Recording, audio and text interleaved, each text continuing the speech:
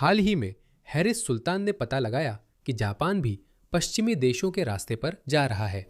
बहुत हाल तक हम सभी सोचते थे कि जापान दबाव में नहीं झुक रहा है।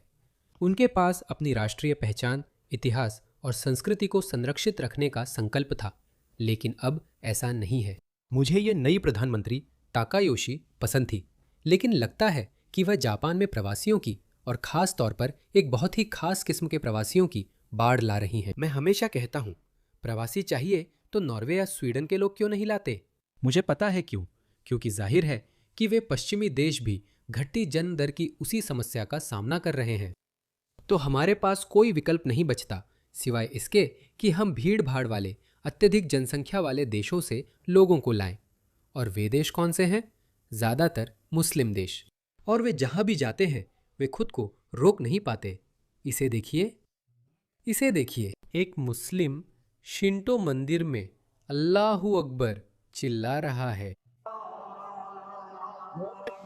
क्या आप जानते हैं कि वे ऐसा क्यों करते हैं? इसे देखिए, वे ऐसा इसलिए करते हैं क्योंकि वे इस्लाम का झंडा गाड़ रहे हैं।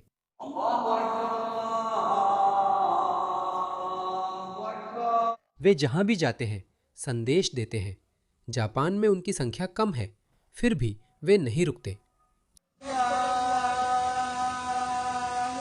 क्या आपको ये चिंता नहीं होगी कि शायद हमें ये काम नहीं करने चाहिए क्योंकि हमारी छवि पहले से ही अच्छी नहीं है, और अगर स्थानीय लोगों को पता चल गया तो वे हमें बाहर निकालना शुरू कर देंगे? नहीं, वे खुद को रोक नहीं सकते। ऐसा मत सोचो। वे खुद को रोक नहीं सकते। वे जहां भी जाते हैं वे लगभग वही चीजें करते हैं जो हमने और जगहों पर भी देखी है। ये अगला वीडियो देखिए। पाकिस्तान से जुड़े समूह ने साइतामा के प्रतिबंधित क्षेत्र में अवैध मस्जिद बनानी चाहिए और जापानियों को अनदेखा किया। फिर दोहराता हूं, इनके पास ताकत नहीं है, संख्या कम है, फिर भी खुद को नहीं रोक पाते। देखिए जापान ने क्या किया, उन्होंने इसे गिरा दिया। देखिए, इसे देखिए। मुझे नहीं पता कि मैं ऑडियो चला सकता हूं या नहीं। इसे देखिए, ये मस्जिद अवैध रूप से बनाई गई थी। यहाँ तक कि एक पाकिस्तानी राजदूत ने भी उद्घाटन समारोह में हिस्सा लिया था। और अब वो कह रहे हैं कि उन्हें नहीं पता था कि ये अवैध रूप से बनाई गई थी। तब से उन्होंने माफ़ी मांग ली है। मुझे आपको ये दिखाने दीजिए। और उन्होंने पाकिस्तानियों से ऐसा न करने की अपील भी की है, लेकिन पाकिस्तानी पाकिस्तानी ही है। आप जानते हैं, वो कहते हैं हम ये पाकिस्तान में कर सकते हैं, और वो कर सकते हैं। जानते हैं वो पाकिस्तान में ऐसा क्यों करते हैं? क्योंकि जब आपने एक मस्जिद अवैध रूप से बना ली तो सरकार कुछ नहीं कर सकती, क्योंकि अगर वो उसे गिराएंगे तो दंगे हो जाएंगे। उन्होंने सोचा कि वही काम जापान में भी कर सकते हैं।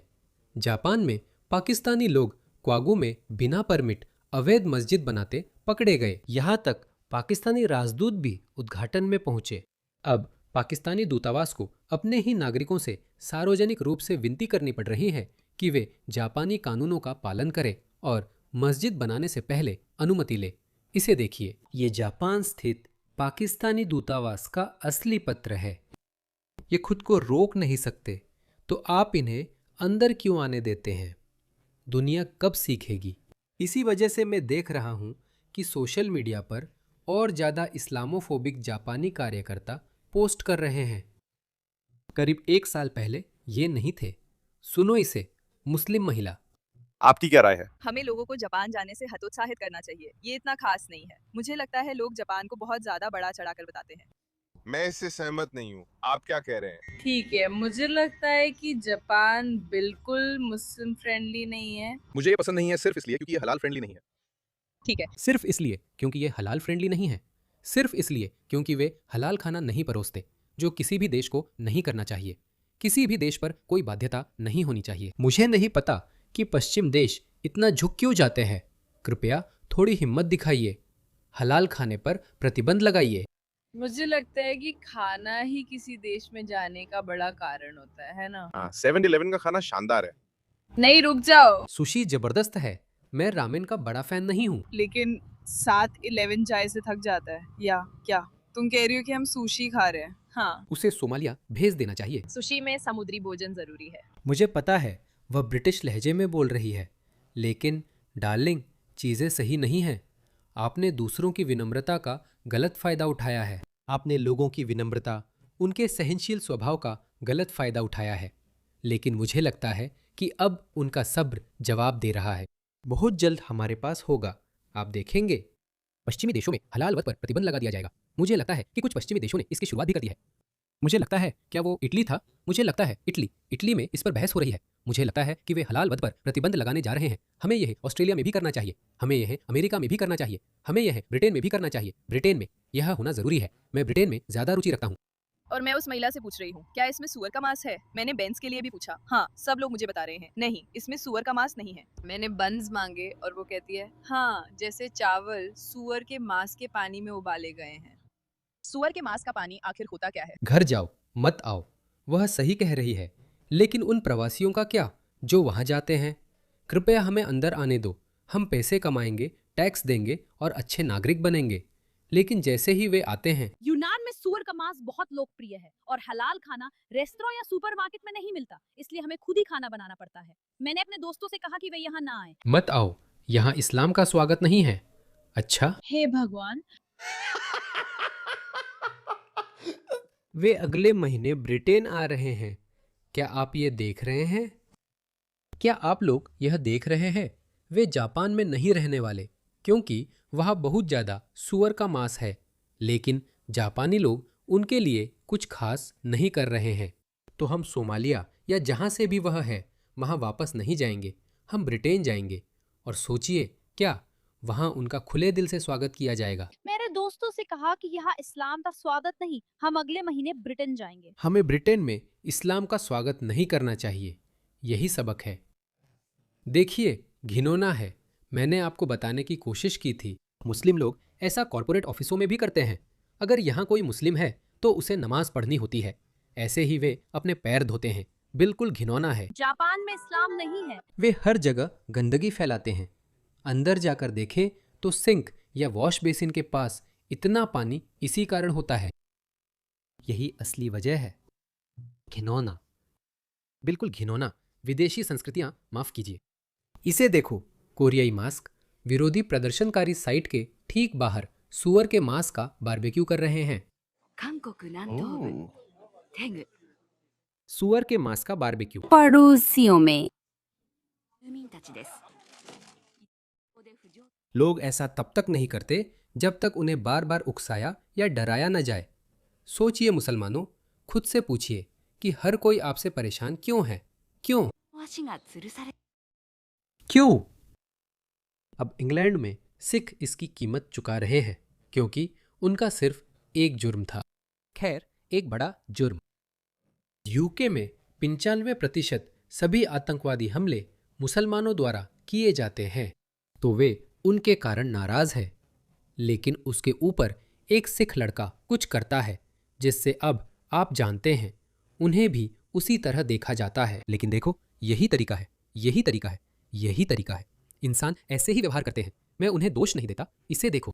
तो जैसे बाकी देश भी जापानी लोगों का ब्रेन वॉश करने की कोशिश करते हैं, जो जापानी लोगों का सामूहिक धर्मांतरण करने की भी कोशिश करते हैं। इस इमाम को देखिए, सुनिए, जो अपनी निराशा दिखा रहे हैं। वो कह रहे हैं कि जापानी मुसलमान इस्लाम छोड़ देते हैं क्योंकि जापानी संस्कृति बहुत मजबूत है। आपको हैरानी होगी कि दूसरी पीढ़ी में 80% से ज्यादा लोग जापान में इस्लाम छोड़ चुके हैं। दूसरी पीढ़ी की बात कर रहा हूँ, तीसरी चौथी नहीं। 80% से ज्यादा ने इस्लाम छोड़ दिया। वे कह रहे हैं कि या तो अब मुसलमान नहीं है या कभी इस्लाम का पालन ही नहीं किया। आपको क्यों लगता है कि ऐसा हो रहा है? हाँ, मुख्य कारण यह है कि यहाँ कोई माहौल नहीं है, यहाँ इस्लामी माहौल नहीं है। हाँ, माता पिता ज्यादातर दोनों काम कर रहे हैं, माँ पिता दोनों ही काम में लगे हैं। वे बच्चों को ऐसे स्कूल्स में डालते हैं जहाँ बहुत ऊंची परंपराएं और संस्कृतियां हैं। फिर यह मजबूत व्यवस्था बच्चों के चरित्र, विचारों और विचारधाराओं को तब तक गढ़ती है जब तक वे बड़े नहीं हो जाते।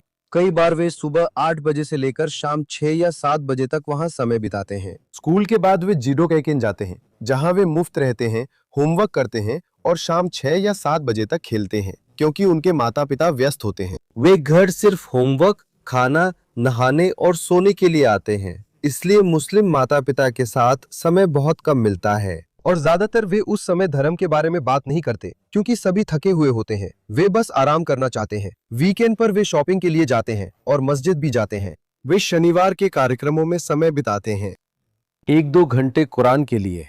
ये पूरे हफ्ते चलने वाले उस बहाव का मुकाबला नहीं कर पाएगा जिसमें वे गैर मुस्लिम विचारों और गैर मुस्लिम जीवन में शामिल हो रहे हैं। हम इससे क्या सीखते हैं? इस्लाम श्रेष्ठ विचारधाराओं का सामना नहीं कर सकता। इसका मतलब है कि अपनी संस्कृति, अपनी पहचान पर गर्व करे, अपनी मूल्यों के प्रति लापरवाह न रहे। दूसरी संस्कृतियों के प्रति इतना सहिष्णु मत बनो, बस सहिष्णु मत बनो। मैं ये नहीं कह रहा कि जाओ और लोगों को मारना शुरू कर दो। नहीं, डटे रहो, कहो नहीं, यह मेरा धर्म है या ये मेरे मूल्य है। हमारे मूल्यों में हम महिलाओं के साथ ऐसा व्यवहार नहीं करते, हम जानवरों के साथ ऐसा व्यवहार नहीं करते। इसे दृढ़ आवाज में कहो। ऐसा मत सोचो कि क्या ये प्यारा नहीं है, ये सुंदर है, हम नजरअंदाज कर देंगे। नहीं, ऐसा मत करो, दृढ़ रहो। मुझे लगता है यही एकमात्र फर्क है पश्चिमी लोगों और जापानी या कोरियाई लोगों में, बस यही है। क्योंकि वे बहुत स्वाभिमानी संस्कृतियां हैं जो अपनी पहचान पर गर्व करती हैं। लेकिन पश्चिमी लोग ऐसा नहीं करते। खैर, अब वे ऐसा करने लगे हैं। वे सीखना शुरू कर रहे हैं क्योंकि आखिरकार यह आपके अपने बचे रहने की बात है। कोई भी संस्कृति या जीवन शैली ने कभी खुद को स्वेच्छा से नहीं छोड़ा या त्यागा है। ऐसा कभी नहीं हुआ। यह एकमात्र मौका था जब बहुसांस्कृतिकता के इस प्रयोग को स्थानीय संस्कृतियों के कहने पर लागू किया गया। आप उनके लिए रास्ता छोड़ते हैं और समृद्धि के कारण लोग समृद्ध थे। द्वितीय विश्व युद्ध का अनुभव अभी भी ताज़ा था। माफ कीजिए, द्वितीय विश्व युद्ध के डरावने सपने लोगों की यादों में अभी भी ताज़ा था। इसलिए उन्होंने कहा, ठीक है, हम राष्ट्रवादी नहीं बनेंगे, हम नस्लवादी नहीं बनेंगे, हम अंदर की ओर देखने वाले नहीं बनेंगे, हम बाहर देखने वाले और ज्यादा सहिष्णु बनेंगे, दूसरी संस्कृतियों को अपनाएंगे। ये अच्छी सोच है, लेकिन इसकी सीमा है। कुछ शत्रुतापूर्ण संस्कृतियां कब्जा कर लेती है। वे ऐसा करेंगे क्योंकि आपने एक संस्कृति के रूप में तय किया है कि हम सहिष्णु रहेंगे और सभी को अपनाएंगे, जबकि बाकी संस्कृतियों ने यह सफर तय नहीं किया। उन्होंने नहीं किया है, बल्कि यह और भी स्पष्ट हो गया है कि इन लोगों के मन में वाजिब, उनके हिसाब से वाजिब शिकायतें हैं। उदाहरण के लिए, ब्रिटेन ने कहा, ठीक है, जानते हो, चलो हम तुम्हें तुम्हारी जमीनों पर उपनिवेश बनाने के लिए मुआवजा देते हैं, हम तुम्हें इस मंच पर बराबरी की जगह देंगे, आप हमारे बीच ब्रिटिश नागरिक बनकर रह सकते हैं। ठीक है, यह एक अच्छा इशारा था। ठीक है, यह था कि वे सुधार करने की कोशिश कर रहे थे। और बदले में क्या होता है? हर एक समुदाय जो पहले उपनिवेशित था, आप उन्हें देखें, वे नफरत करते हैं, वे ब्रिटेन से नफरत करते हैं, वे हर चीज के लिए ब्रिटेन को दोषी ठहराते हैं। वे ब्रिटेन को देश में आने देने का भी दोष देते हैं और कहते हैं, हम आपकी वजह से विस्थापित हुए। नहीं, आपको, आपके पूर्वजों को एक मौका दिया गया था कि वे आकर एक अत्यंत सभ्य, समृद्ध, आधुनिक समाज का हिस्सा बने, और वे इसी तरह धन्यवाद कहते हैं। मैं इस बात में विश्वास करता हूं दोस्तों, कोई भी संस्कृतियां ऐसा नहीं करती। संस्कृतियों की हमेशा अपनी अपनी इतिहास होती है, अपनी अपनी शिकायतें होती है, अपने अपने कारण होते हैं, जैसा भी वे व्यवहार करती है। तो आपको इतना झुकने की क्या जरूरत है? इससे कुछ हासिल नहीं होगा। मैं कोई कट्टर बात नहीं कह रहा हूं, सब कुछ आपके सामने है। वे सभी आपसे नफरत करते हैं। अफ्रीकी अमेरिकी दास्ता खत्म होने के लिए धन्यवाद नहीं देते, बल्कि कहते हैं, आपने हमारे साथ ये वो किया, और नाराज रहते हैं। वे श्वेत प्रतिष्ठान से नाराज है। सभी पूर्व उपनिवेश या औपनिवेशिक पृष्ठभूमि के लोग ब्रिटेन से नफरत करते हैं। वे यहाँ तक कि ऑस्ट्रेलिया भी आ गए हैं और उन्होंने आदिवासी समुदाय का पक्ष लिया है और उनकी शिकायतों का फायदा उठाने की कोशिश की है। मुस्लिम ऑस्ट्रेलिया आए हैं जो मुश्किल से अंग्रेजी बोल सकते हैं। वे आदिवासी समुदायों और एंग्लो सेल्टिक ऑस्ट्रेलियाई लोगों के बीच की दरार का फायदा उठा रहे हैं। दफा हो जाओ, उन्हें बाहर निकालो।